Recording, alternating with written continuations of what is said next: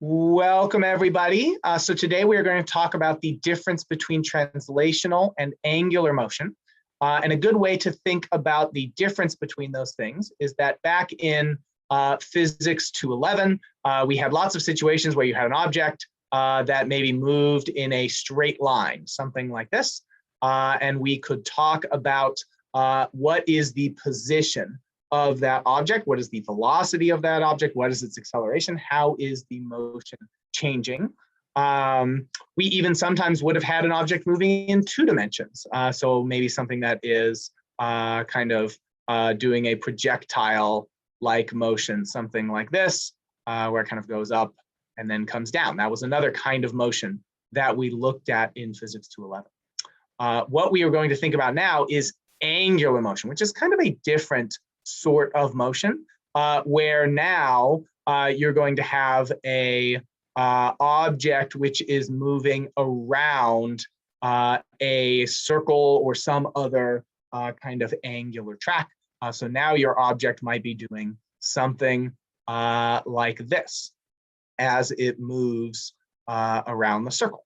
So that's the difference between translational and angular motion.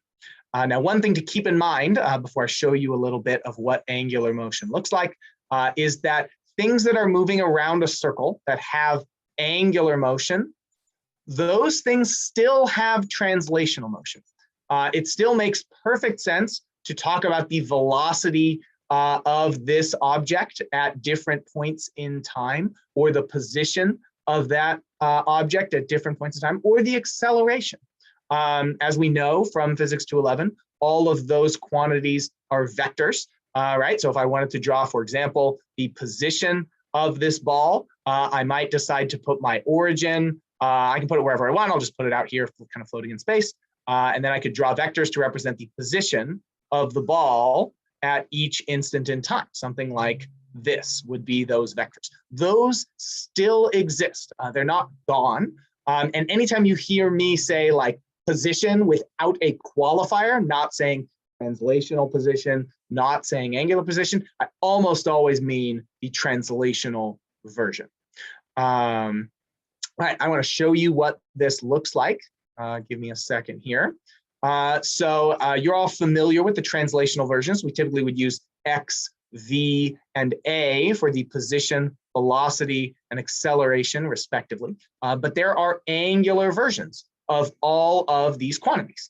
The angular version is really easy to draw on our picture, and we're already super familiar with angles from a lot of other things that we did in Physics 211.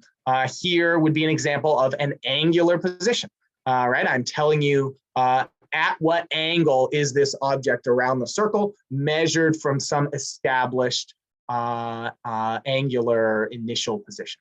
So here, kind of a conventional one is in a counterclockwise direction from the horizontal axis. So that would be an example of an angular position.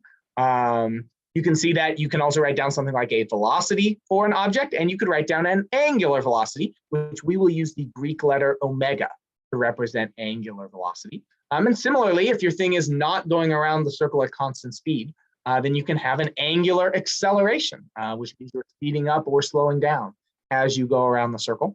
And that is represented by the Greek letter alpha. So we kind of got these 2 different versions of both quantities.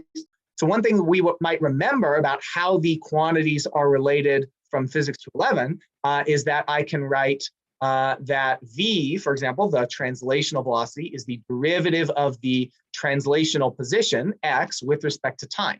That relationship actually still holds true for the angular quantity. So I could write that omega, which is hard to write on Zoom, so I'll just put a W for now, is equal to the derivative of theta with respect to time. And the acceleration, which is the derivative of the velocity with respect to time, that relationship holds up for the angular acceleration as well. So we can write alpha is the derivative of omega with respect to time. So those parallels with what we've already done a lot of work to establish in Physics 211 will help us use and make sense of these quantities here.